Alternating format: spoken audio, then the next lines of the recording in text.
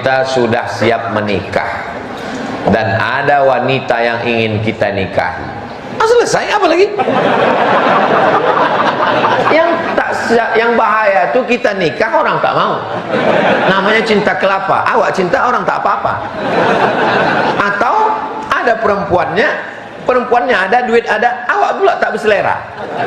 Ini pun ngeri juga ini. Kalau kita udah siap nikah, ya, wanita yang ingin kita nikahi pun ada, mantap.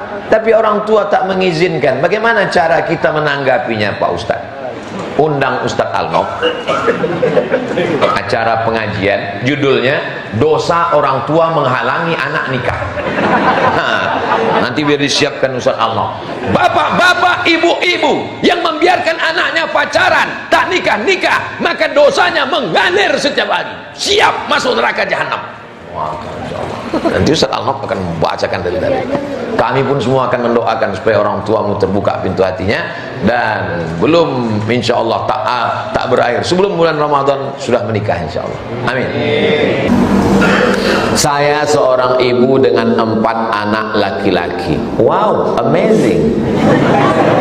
Suami saya berdinas jauh di luar kota. Waspadalah.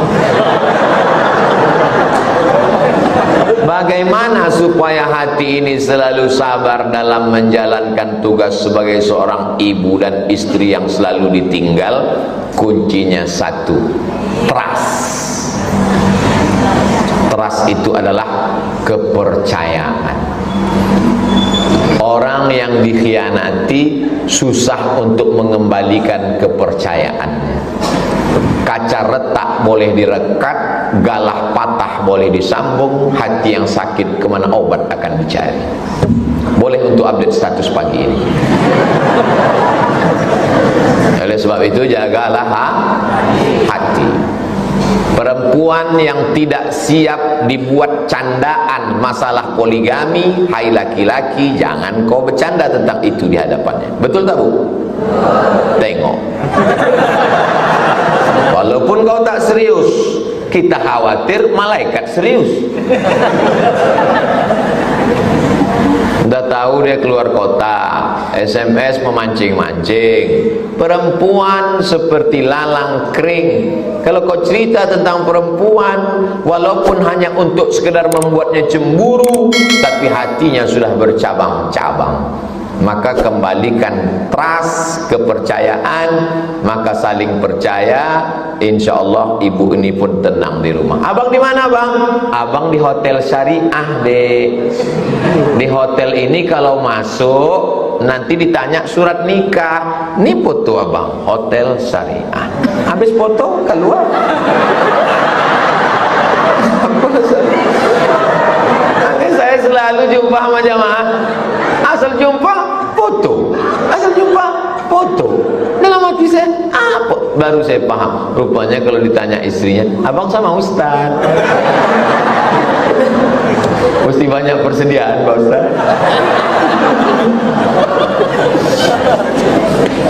Tenangkan hati. Begitu juga dengan ibu. Ibu tenangkan. Anaknya meninggal, suaminya sedang di luar. Pulang suami.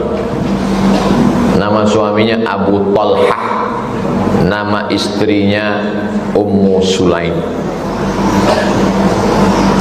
Gimana anak kita?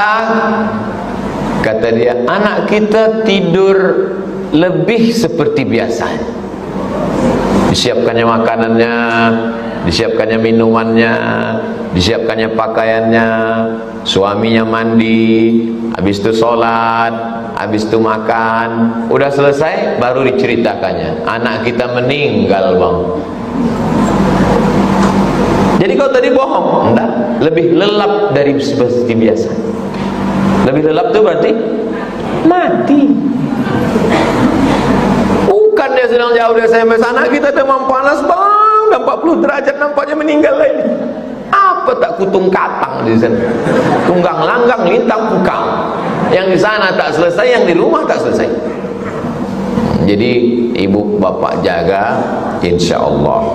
Ramadan melatih kita cerdas secara emosional. Ada namanya cerdas spiritual, sini. Ada cerdas namanya intelektual, sini. Cerdas emosional. Bulan puasa, air tak masuk, makanan tak masuk, gula turun, emosi marah. Sekarang belum lagi, nanti lah agak-agak jam 1, jam 2 nengok mobil merah macam semangka. Ibu jangan pakai jilbab hijau, sangka orang melon. Saat emosi datang membara, marah, datang orang ngajak kelahi, insyatamahu ahadun, maka dia mesti cerdas. Dia katakan inni shaim, ambo sedang puasa, deyen sedang puasa, abdi mah puasa atuh akang. Tak boleh dia. Berani kau sama saya? Aku sedang puasa. Tak berani kan? Aku puasa. Awas setelah maghrib. Si kau pacah kepeluang.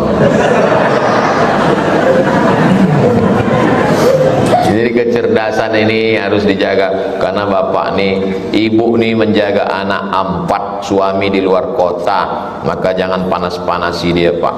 Dia udah kepanasan menjaga anak 4 orang. Anak saya kerja di satu daerah yang cuacanya sangat panas, membuat dia tak kuat untuk berpuasa. Pertanyaan saya, bolehkah saya membayarkan fidyah untuk atas nama anak saya itu? Di Sudan cuacanya 2, panas dan panas sekali. Cuaca di Sudan itu bisa sampai 40 dan 50 derajat Celcius. Sendal swallow begulung. Begulung. Ini anak ibu nih, coba kita kirim dulu ke Sudan. Dan tidak ada orang Sudan yang membatalkan puasa. Tak ada membatalkan puasa. Sudan tak kaya, tak pakai AC. Rumah malam-malam tuh kalau mau tidak panas lelap tidur, jam 5 sore itu disiram pakai air dinding tuh, supaya tak menguap panas. Jadi kalau ada orang mengatakan ada yang lebih panas dari Sudan, saya tengok, kecuali memang dia tinggal di Sudan. Dan tak ada ulama Sudan yang memfatwakan boleh berbuka puasa. Andai pekerja berat, tambang batu bara, masuk ke dalam lubang tanah, atau mengerja las cor, maka tak boleh dia langsung tak puasa. Tetap dia makan sahur, tetap dia bekerja sampai jam 1, jam 2 berkunang-kunang mau mati, baru boleh membatalkan puasa. Tak boleh dari pagi itu, aku tak puasa lagi kau sebab kerjaku berat, tak boleh. Dia tetap tiap hari nak lawaitu sama wadin an ada ifadhi syahri Ramadan hadhihi sanati bila ta'ala. Begitu dalam kitab Al-Fatawa Al-Hindiyah. Orang yang pekerja berat, maka dia tetap makan sahur dan berniat. Kalau siang itu dia hampir mati, pilihannya 2, antara mati dengan makan. Pilih mana, Bu? Jangan pilih mati. Nanti lakinya bilang, dek, abang dah mau mati, mati aja lah bang. Jangan. Nah, jadi kalau hanya sekedar panas, tak bisa. Andai dia sudah terlalu panas, dibilangnya, mak, aku dah mau mati, aku dah mau mati, batalkannya puasanya, tidak dibayarkan fidyah. Dia tetap mengqadha di hari yang lain. Yang bayar fidyah itu orang tua renta yang tak sanggup puasa di Ramadan, Syawal, Zulqa'dah, Zulhijjah sampai mati tak sanggup puasa. Atau orang yang kena penyakit mah akut, diabetes akut, mah akut, yang tak bisa puasa Ramadan, Syawal, Zulqa'dah, Zulhijjah sampai mati tak bisa puasa, baru dibayarkan fidyah. Ini sikit-sikit fidyah. Udah mampu yuk fidyah. Apa? Ustadz, bagaimana cara menghilangkan hasad dan dengki? Yang pertama, kita mesti periksa apakah kita kena hasad. Bahasa Arabnya hasad, bahasa Indonesianya dengki. Orang kita suka mubazir, hasad dan dengki sama lah itu. Pertama, kita mesti medical check up. Saya pergi ke rumah sakit, daftar dokternya 2 meter, SPOG spesialis objin kandungan, SPOT spesialis ortopedi tulang belakang, spesialis kulit kelamin, tapi tak ada di situ spesialis hasad. Jadi yang tahu hasad itu cuman kita. Bagaimana cara mengukur kita sudah hasad? Karahatun ni'mah alal mun'ami alaih. Tak senang menengok orang lain dapat nikmat. Ini mau hari raya, tiba-tiba tetangga beli mobil baru, naik darah tinggi, hasad. Tak senang menengok orang lain dapat nikmat. Baru 50%. Bagaimana melengkapkannya jadi 100? Wa hubbu zawaliha. Ingin supaya nikmat tadi hilang, maka muncullah hasud. Dari hasad menjadi hasud. Kenapa si anu itu rumahnya besar, Bu? Iyalah, dia kan suka ternak. Ternak apa? Ternak tuyul. Kau kan sama kuliah sama dia kan? Iya. Kok bisa dia dapat jodoh duluan? Iyalah, dia pakai pelet. Maka sering dia ke sana Gunung Kidul nyari dukun. Yang pertama, kenali diri bahwa kita sudah kena penyakit hasad. Setelah kita tahu kena penyakit hasad, maka tengok apa efeknya. Pagi minum teh pakai gula, siang minum susu pakai gula, malam minum kopi pakai gula. Kenapa dia minum gula terus? Karena dia tak tahu bahaya gula. Tapi begitu dikasih tahu kalau kau kena gula, nanti diamputasi, akan dipotong. Tengok TV-TV itu. TV zaman dulu bekaki, TV zaman sekarang kena amputasi.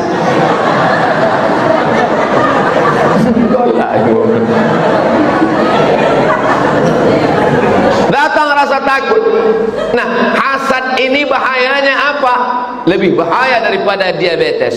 Iyyakum wal hasada. Jauhilah penyakit hasad dengki. Fa innal hasada ya'kulul hasanat. Hasad memakan segala amal kebaikan kita, kama ta'kulun narul hatab, sebagaimana api memakan kayu bakar. Puasamu melayang, sedekahmu hilang, ceramah kau terbang gara-gara hasad. Doakan hati Ustaz Somad supaya tak hasad. Hasad ini luar biasa, menengok orang lebih muncul. Yang ketiga, doakan orang yang dapat nikmat itu di depan dia. Dia lebih dulu nikah. Barakallahu lakum wa baraka alaikum wa jama'a bainakum fi khair, walaupun hati tak ikhlas. Allahumma barik lahum. Sama-sama nikah, bisa pula dia dulu punya anak. Sama-sama nikah Januari, pas April dia punya anak. Hasad, dengki. Doakan di depan orangnya, menghilangkan. Yang keempat, tahadu tahabu. Berbagi hadiahlah kamu, maka kamu akan berkasih sayang. Saya insya Allah orang-orang yang ngasih hadiah itu ingat saya. Iyalah Ustaz dikasih, bukan, kita memberi itu juru. Makanya ada buku judulnya The Miracle of Giving. Keajaiban memberi. Menerima nikmat, tapi memberi juga jauh lebih nikmat. Kalau tak percaya, tanyalah kepada bapak-bapak yang sudah memberi tadi. Rasa nikmat yang mereka rasakan tak bisa kita rasakan sebelum kita membuat seperti yang mereka lakukan. Andai pun kita merasakan, perasaannya belum tentu sama. Kenapa? Karena rasaku bukan rasamu. Nah, yang kelima, doakan dia an zahril ghaib. Tengah malam, waktu tahajud, ya Allah, tetanggaku, kawanku sekantor, sama-sama kerja, panjangkan umurnya, sehatkan badannya, murahkan rezekinya. Ku tengok mobilnya lebih mahal, cepat melunaskan ya Allah. Jangan sampai dia mati dalam keadaan terjebak kredit macet. 5 jurus membersihkan hati. Mudah-mudahan hati kita bersih menghadap Allah. Yauma la yanfa'u malun wala banun. Hari itu tak ada gunanya harta, tak ada gunanya anak. illa man atallah, kecuali orang yang datang menghadap Allah biqalbin salim, dengan hati yang bersih. Membersihkan baju senang, membersihkan badan senang, membersihkan hati susah. Ramadan membersihkan hati. Keluar dari Ramadan minal aidin, kembali balik seperti keluar dari rahim ibu. Saya seorang ibu punya 3 orang anak laki-laki. Saya sedih melihat anak saya yang tidak konsisten melaksanakan ibadah sholat. Kadang sholat, kadang tak sholat. Saya mohon doanya Ustadz, mendoakan anak saya. Selama ibu masih takut, selama ibu masih risau, dan mulut ibu tak berhenti merepet, kau sedang di mana, pulang jam berapa, duit kemana, motor mana, kunci mana, kenapa kau tak sembahyang, insya Allah anak itu akan selamat. Tapi selama ibu udah diam, anak ibu tak sembahyang, biarlah, kiamat sudah terjadi. Ibu-ibu mesti siap merepet. Ibu-ibu siap merepet? Lanjutkan. Kalau perlu bukan cuma anak nih, laki nih juga direpet. Abang di mana, pulang jam berapa, duit kemana-mana, jangan buka cabang. Selamat. Bapak-bapak yang direpet ibu-ibu ini, sabar Pak. Kenapa? Berarti bapak sudah bertemu dengan bidadari surga di dunia. Bapak yang selalu direpet, ditanya kemana, pulang jam berapa, duit kemana, takut ini, jangan sampai dilarikan pelakor, itu berarti bapak merasa, aku udah azab Pak Ustadz. Tenang, nanti di kubur bapak sudah tak kena azab kubur lagi. Pas mau diazab malaikat, kata malaikat, yang ikut ndak usah, nyolah azab bana nih. Ibu siap merepet? Lanjutkan. Demi untuk keselamatan bapak-bapak dan anak-anak muda kita ini. Harapan terakhir tinggal ibu lagi Bu. Tinggal ibu lagi Bu. Ustadz pengajian cuman sebulan sekali, seminggu sekali. Pengajian ibu lah, pagi, siang, malam ibu doakan. Ibu tahajud malam, bacakan Al-Fatihah. Idza aradta hajatan, kata Imam Atha dalam kitab Ad-Durrul Mansur fi Tafsir bil Ma'thur. Idza aradta hajatan, kalau kau ada hajat, faqra bi Fatihatil kitab, baca Al-Fatihah. Tuqadha insyaallah, maka hajatmu ditunaikan Allah. Ya Allah, barakat surat Al-Fatihah ini, bukakan pintu hati anakku supaya dia sembahyang, supaya dia ngapal Quran, supaya hatinya lembut, berbakti pada orang tua. Mak saya dulu membacakan tiap malam. Berapa kali mak saya membacakan Al-Fatihah untuk saya? 100 kali. Dia selalu bangun jam 2 malam, baca Quran, tahajud, zikir sampai azan subuh. Begitu dia tiap malam, sampai malam meninggalnya pun begitu. Tahajud, saya tanya, waktu itu saya sedang di Madura, saya tanya makcik yang tidur sama dia, macam mana makcik mak saya itu waktu malam tuh? Biasa, macam biasa, bangun dia jam 2, dia baca Quran, dia tahajud, dia berzikir, habis itu ditontonnya video kau. Habis ditontonnya, pergi dia ke kamar mandi, mau berwuduk sembahyang subuh, sakit kepalanya, meninggal. Sesuai dengan doa dia. Waktu saya bawa menjenguk pasien di rumah sakit, ada sebulan sampai mengelupas orang kulit belakangnya, kata dia, aku kalau bisa tak usahlah pakai sakit, karena aku tak ada anak betino, kalian berdua jantan, tak terurus kalian aku nanti. Aku ingin habis mandi bersih, matilah aku, ndaknya tak pakai sakit-sakit lagi. Dikabulkan Allah doa. Doa ibu luar biasa. Doa ibu luar biasa, doa ibu luar biasa. Doakan anak-anak ibu. Saya berjumpa dengan bapak-bapak pecandu narkoba. BNN tak mempan, polisi tak mempan, apa pun tak mempan. Akhirnya emaknya pergi ke Makkah, dimasukkannya air zam-zam dalam dirigen, 7 putaran. Sebentar lagi. 7 putaran, doanya tak ada lain. Sehatkan anakku dari narkoba, sehatkan anakku dari narkoba, sehatkan anakku dari narkoba, sehatkan narkoba. Selesai itu balik dari panggilnya anaknya. Kau sudah kudoakan 7 putarannya air zam-zamnya, kau minum, sehat. Doa ibu luar biasa. Doakan anak ibu. Jangan panggil dia dengan sebutan yang tak baik. Anak setan, jangan. Panggil dia dengan baik. Ya anakku, penghuni surga Jannatul Firdaus. Apa hukum perempuan memimpin doa di hadapan laki-laki yang tak mahram? Karena di tempat kerja ada program memimpin pengajian, ibu memimpin doa. Allahumma inna nas'aluka salamatan fid din wa afiatan fil jasad wa ziyadatan fil ilmi. seandainya perempuan tak boleh bersuara di depan laki-laki, maka tak ada hadis riwayat Sayyidatuna Aisyah kepada sahabat yang laki-laki.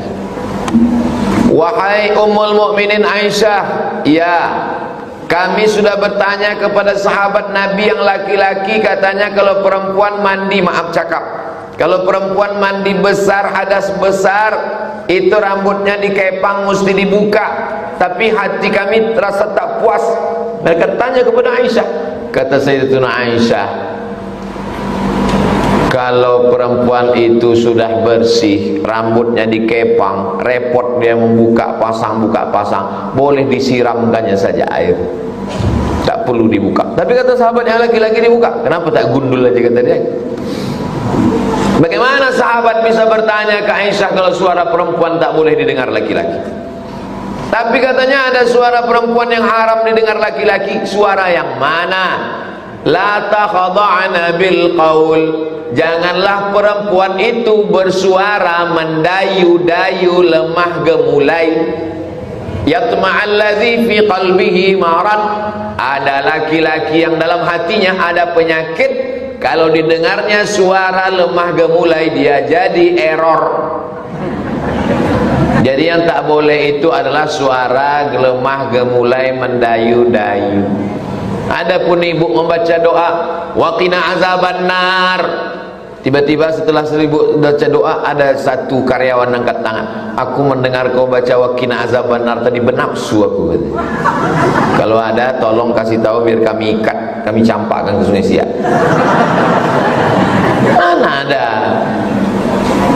Itu maka qari'ah perempuan membaca Quran tidak haram karena tidak membangkitkan hawa nafsu. Perempuan membaca barzanji, tola'al badru alaina salawat. Jadi yang tak boleh itu adalah suara mendayu-dayu, mendesah-desah, lemah gemulai. Tapi jangan berlebih-lebihan. Ini kadang doanya biasa aja, lipstiknya 2 inci, lagunya biasa aja, bedak yang tebal betul, muka putih, tangan hitam.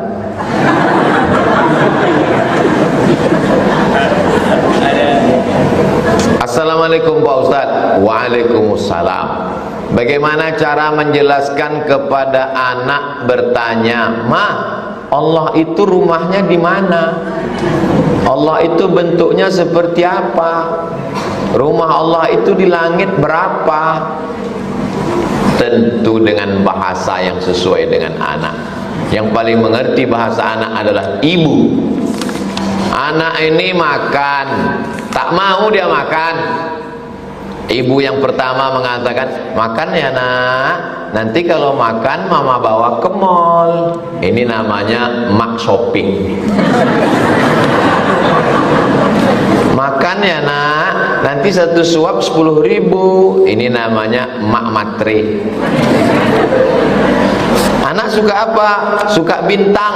Dimasaknya lah telur bentuk bintang. Ini bintang. Ada satu lagi dibawanya pistol. Kau tak makan, ditembak kau. Itu kan caranya.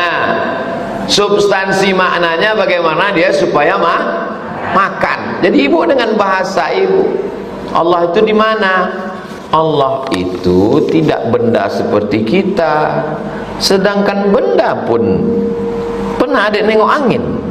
Enggak, tapi ada kan? Ada. Jadi mengkiaskannya dengan yang lain. Kalau kita berjemur, kulit kita jadi hitam kan? Belum berjemur aja udah hitam, mak, kata dia. Payah kau anak gini kau, kata. Apa yang membuat kulit itu ultraviolet? Ada kelihatan? Tidak kelihatan, tapi ada kan? Ada. Itu kalau kita naik pesawat, koper kita masuk ke dalam kotak, itu di dalam kotak itu ada cahaya, namanya cahaya X-ray. Makanya isi koper kita bisa kelihatan. Waktu kemarin kita pergi umroh, ketahuan mama bawa sambal belacan 3 plastik kan? Ada cahaya itu nak? Tak nampak kan? Tidak, tapi ada. Gitu juga dengan Allah. Nah, gitu. Jadi menjelaskannya pakai analogi kepada yang lain. Bisa nggak kita ngelihat wajah kita? Bisa.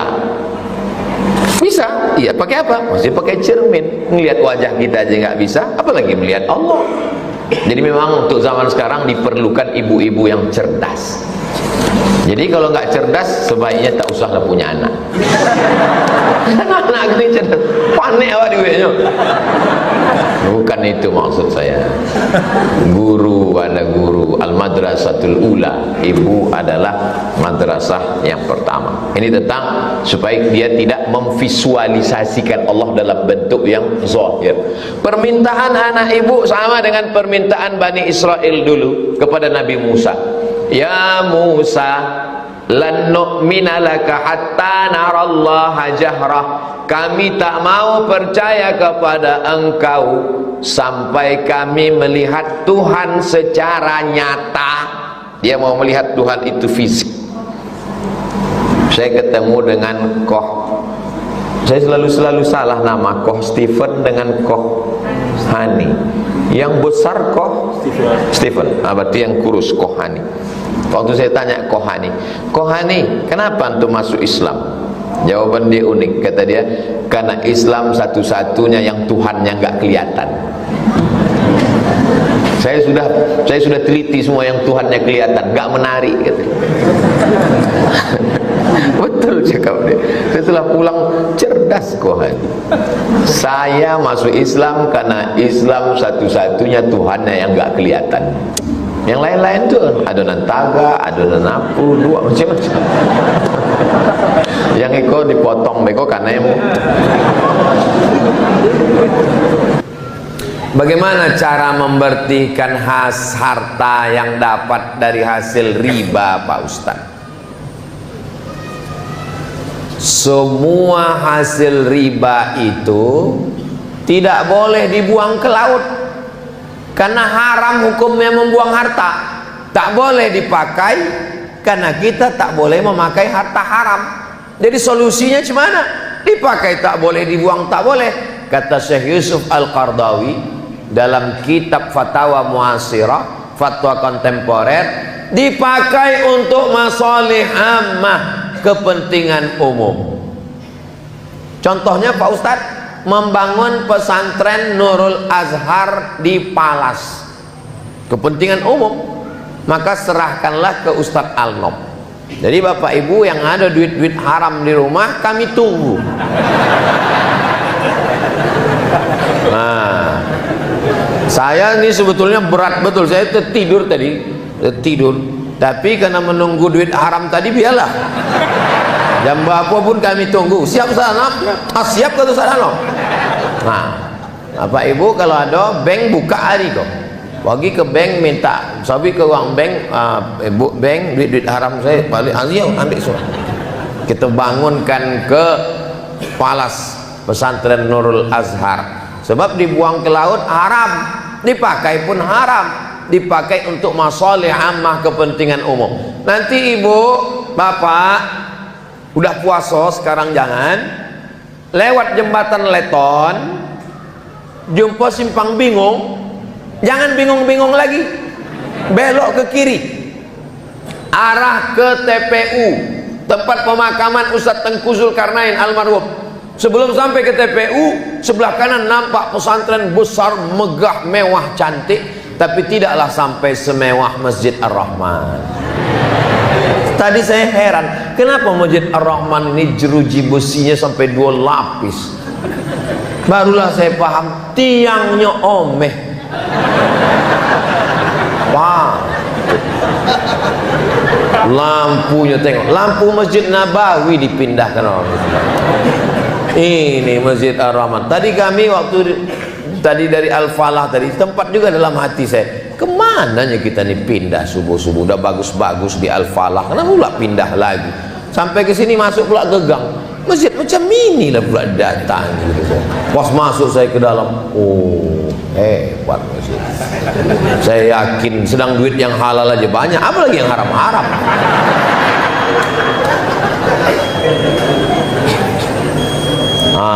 Berbunyi udah habis waktu.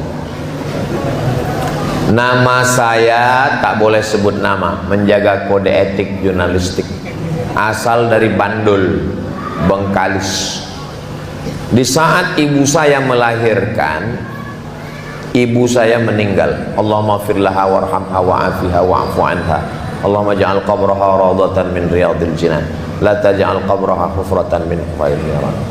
Tak sempat saya menyusu dengan ibu saya, dan saya tak kenal wajah ibu saya. Bisakah nanti saya jumpa ibu saya itu di akhirat? Almar'u ma'aman ahab. Orang akan bersama dengan siapa yang dia cintai. Dihanyutkanlah Nabi Musa ke dalam sungai Nil karena mau disembelih Fir'aun. Sesudah anak tadi hanyut di sungai Nil, diambil oleh istri Fir'aun. Istri Fir'aun waktu itu sedang mandi di tepi sungai dengan dayang-dayang. Nampak kotak kayu. Mereka pun mengambil kotak kayu, dayang-dayang mengambil kotak kayu, dibuka, ditengok, wow, amazing. Pokoknya ada budak anak bayi di dalam. Dibawalah ke dalam. Budak kau menangis, menangis, tak berhenti-berhenti menangis. Maka Fir'aun pun mengadakan musabaqah lomba menyusukan anak. Siapa yang bisa mendiamkan budak itu, maka akan menjadi ibu susu Musa. Disitulah cara Allah skenario mengembalikan Musa kepada ibunya. Yang ikut mengantri itu omaknya, namanya Yohanes. Begitu datang ibu yang satu, menangis. Rupanya ibu kau habis makan sambal belacan, podeh. Datang ibu satu lagi, menangis. Pas omak kandungnya, diam si anak.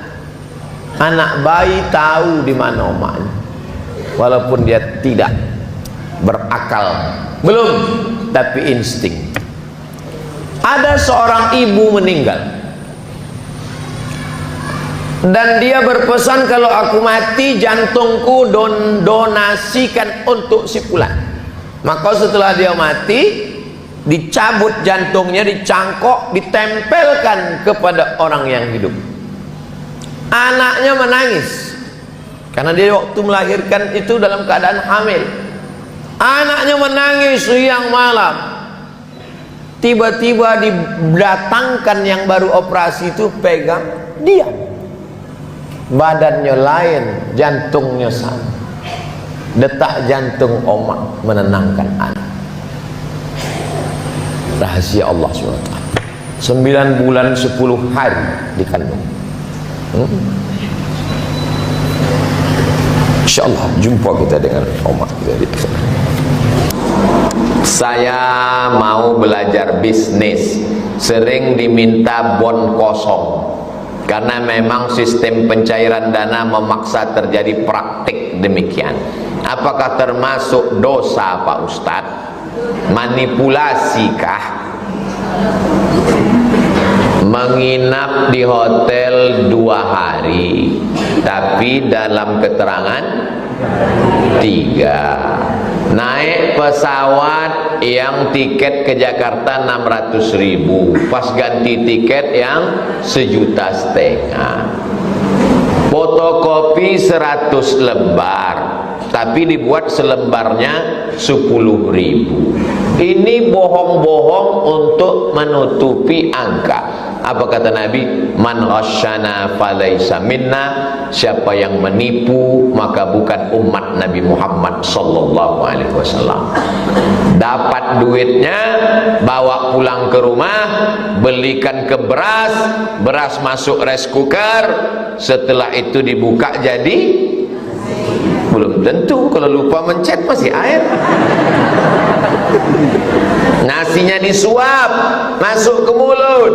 Allahumma barik lana fima razaqtana wa qina adzabannar. Dari sepiring nasi berubah menjadi setetes darah, darah berubah menjadi daging. ayyuma lahmin, setiap daging di badan, nabata min haramin, tumbuh dari yang haram, fannaru aulabi, tempatnya api neraka jahanam. Anak-anak yang hijau, yang lucu-lucu, yang baik-baik disuapkan makan haram. Berdoa kita, Rabbi habli minas shalihin, doanya tak dikabulkan Allah. Kenapa? Mat'amuhu haram, makanannya haram. Mashrabuhu haram, minumannya haram. Malbasuhu haram, pakaiannya haram. Wa ghudhiya bil haram, dikasih makanan haram. Tapi orang Pekanbaru ini jujur-jujur. Amin. Macam tak yakin ya. Saya makan lontong di jalan samping makam pahlawan. Ustadz kemarin jenguk orang sakit di rumah sakit Arifin Ahmad ya? Iya. Itu Pak Ustadz, pernah kami datang ke rumah bapak tuh bawa duit sekoper. Karena kami tahu anaknya sedang kuliah di Australia, gajinya tak cukup. Supaya dimenangkannya kami tender, kami kasih. Pak, ini duit sekoper. Apa kata dia? Bawa duit kalian nih balik. Aku tak mau mengasih anak biniku makan haram.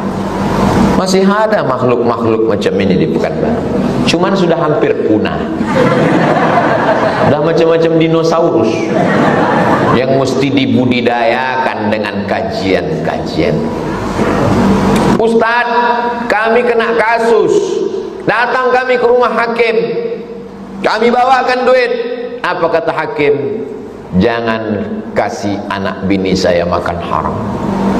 Tak mau dia terima Pak Ustaz. Kami tengok anaknya suka main kucing. Nampaknya kalau dikasih kucing yang pesek, rupanya kucing ini makin pesek makin mahal. Hah? Kami kasih anak kucing pun dia tak mau. Jangan rusak anak saya dengan yang haram. Ada di Pekanbaru. Itu di depan Masjid An-Nur, Jalan Kesail sebelah kanan, itu kantor Badan Intelijen. Tak macam kantor. Saya diundang ceramah ke situ. Anak saya Pak Ustadz di Jogja kuliah naik angkot. Kalau pangkatnya seperti saya bintang ini, mestinya sudah naik mobil pribadi. Tapi saya tidak mau anak saya makan haram Pak Ustadz. Itu kata Bapak Kepala Badan Intelijen dulu, yang sekarang tidak tahu kan. Jadi masih ada orang-orang yang jujur, yang tulus-tulus itu masih ada. Setiap zaman ini akan ada. Mudah-mudahan di zaman akan datang yang tulus dan jujur ini adalah anak-anak kita. Berintegritas dia. Siapa yang mendidiknya? Ibu. Dulu saya kalau waktu kecil balik bawa mobil-mobilan, mau tidur malam main mobilan di tempat tidur sama adik. Dari mana dapat kau ni tadi? Di jalan tadi mak, punya siapa? Entah, antarkan di tempat kau dapat tadi. Malam-malam pula waktu atau kenapa gitu mak? Nanti mobil ni bom besar di akhirat dan kau akan memikulnya. Sekarang barulah paham, rupanya ada dalilnya. Wa may yaghlul, siapa yang curang, ya'ti bima ghalla yaumal qiyamah, dia akan memikulnya pada hari kiamat. Jadi cerita Omah dulu bahwa ada orang memikul mobil ni, ada nanti di akhirat memikul mobil dinas. Dan pengurus masjid hati-hati, pengurus yayasan hati-hati, ustadz-ustadz hati-hati. Jangan sampai gara-gara curang nih pun masuk di tempat yang sama, tiba-tiba bersatu dengan pejabat, dengan oknum anggota dewan, dengan oknum hakim, dengan oknum jaksa. Pas masuk ke dalam, tengok deh, ustadz disiko juga. Iya lah, patang ustadz ceramah, itulah mbak salah data loh patang. Maka saya katakan hati-hati kita di yayasan ini. Setiap rupiah ini kita akan diminta tanggung jawab di hadapan Allah SWT. Mudah-mudahan selamat kita ujian ini, insyaallah. Amin. Terakhir, oh udah terjawab tadi. Di belakang nih ada pertanyaan, semua tak jadi, dicoret ya. Saya seorang pedagang makanan bolehkah melayani pelanggan laki-laki untuk makan minum pada satu waktu Jumat, dan apa hukumnya Pak Ustadz? Tidak sah jual beli ketika sudah azan masuk waktu Jumat sampai selesai sholat Jumat. Jadi kenapa laki-laki ini sampai tak sholat Jumat? Man tarakal jum'ata salasa marratin, siapa yang meninggalkan sholat Jumat 3 kali tahawunan karena menyepelekan sholat Jumat, taba'allahu ala qalbi, Allah mengunci hatinya. Azab yang paling mengerikan adalah hati terkunci. Khatamallahu ala qulubihim wa ala sam'ihim wa ala absarihim. Hati terkunci, talingo tersumbat, mata tertutup. Summum bukmun umyun, pokak, tuli, bisu, buto. Azab di atas azab. Jadi yang punya rumah makan tulis besar-besar di situ. Hari Jumat dari sejak azan sampai selesai sholat Jumat dilarang masuk. Karena kalau ibu ini melarang, segan dia. Laki-laki ini balik berakal sehat, maka dia sholat Jumat. Nah, habis waktu. Bagaimana cara menyikapi teman yang suka menyesatkan, membid'ahkan, sehingga menyebabkan perpecahan? Maksudnya yang satu lapis. Apa satu lapis itu? Salapi. Itu selapis.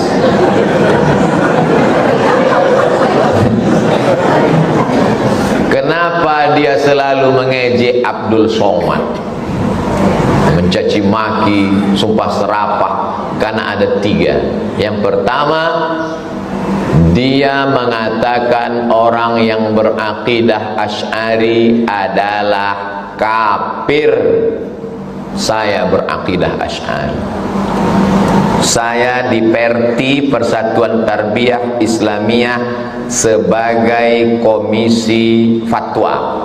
Ketua Perti Profesor Alaidin Koto. Inyak Canduang, Inyak Jaho, Perti.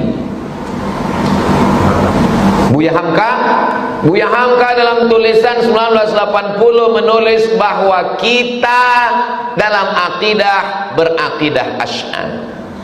Buka buku 37 masalah populer dalam pembahasan masalah Syiah. Ketika Buya Hamka diajak untuk ikut Syiah, Buya Hamka mengatakan kami orang Indonesia berakidah Asy'ari. Sedangkan Salafi mengatakan Asy'ari sesat. Jadi amboko di matonyo sase. Yang kedua adalah masalah tawassul. Bertawasul kepada Nabi sebelum berdoa kepada Allah, menyebut Nabi. Ya Allah, barakat Nabi Muhammad, barakat Syekh Bahauddin Naqsabandi, barakat Syekh Abdul Qadir Al-Jilani, kabulkanlah doa kami. Dia mengatakan orang yang bertawasul musyrik. Saya kalau berdoa bertawasul dengan Nabi, maka amboko di matanya musyrik. Yang ketiga, masalah berbeda pendapat. Asal beda dengan dia, bid'ah. Maulid Nabi bid'ah, nuzul Quran bid'ah, malam 1 Muharram bid'ah, halal bihalal bid'ah, Maulid Nabi bid'ah, Barzanji bid'ah, marhaban bid'ah, Sayyidina bid'ah, kunut subuh bid'ah, zikir jahar bid'ah. Asal berbeda sama dia bid'ah. Kalau sudah bid'ah dolalah, kalau sudah dolalah finnar. 3 simpang yang tidak bisa bersama. Jadi bagaimana solusinya? Jelaskan. Dikumpulkan oleh Profesor Akbarizan, imam-imam sepekanbaru di kantor MUI depan Masjid Ar-Rahman. Ambo memberikan materi. Saya jelaskan tentang masalah 3, akidah Asy'ari, masalah tawassul, masalah bid'ah. Ulama mesti menjelaskan. Maka undanglah ulama Ahlus Sunnah wal Jamaah ke masjid, akan datang kemari kelompok ustadz Sunanul Mustafa membacakan Sahih Al-Bukhari. kitab Sahih Al-Bukhari. Lalu kemudian Ustadz dari Sunanul Mustafa, Ustadz Al-Nob dan kawan-kawan, Ustadz Zul Henry Rais dan kawan-kawan menjelaskan supaya kita tidak diserang dalam 3 masalah besar. Akarnya yang 3 ini, baru yang lain itu cabang-cabang. Allah lebih dekat dari urat nadi dan napas kita. Allah lebih dekat dari semua itu. Sebelum kita bicara, Allah lebih tahu sebelum kita jalankan. Itu ayat Quran. Wa nahnu aqrabu ilaihi min hablil warid. Kami lebih dekat dari urat nadi. Wa nahnu khalaqnahum, kami yang menciptakan mereka. Wa na'lamu ma tuwaswisu bihi nafsuh, kami tahu apa yang berbisik-bisik dalam hatinya. Bila terlintas di hatimu ingin berzina. Untung masjid, kalau luar masjid sudah selesai kita nyanyikan. Mengapa harus berdoa dan meminta Pak Ustadz? Allah kan tahu apa yang dalam hati. Mengapa kita mesti berdoa? Ini yang menulis nih, dia nih tak pernah berdoa. Dia tak pernah berdoa. Pas ditanya, kau tak pernah berdoa? Enggak. Kenapa tak berdoa? Karena kau tahu yang ku mau. Kenapa kita berdoa? Yang pertama, qul in kuntum tuhibbunallah, kalau kau cinta kepada Allah, fattabi'uni, ikuti aku. Siapa aku di situ? Nabi Muhammad. Nabi Muhammad berdoa waktu malam perang Badar, diangkatnya tangannya dari tahajud sampai subuh. Nabi berdoa mengangkat tangan. Itulah mengapa kita berdoa, karena mengikut Nabi Muhammad sallallahu alaihi wasallam. Pertanyaan ini cerdas. Ini pertanyaan ini bergizi, berkualitas. Nah, logika akal. Allah kan tahu apa yang di dalam. Ya. Kalau Allah tahu yang di dalam, kenapa kita berdoa? Karena bukan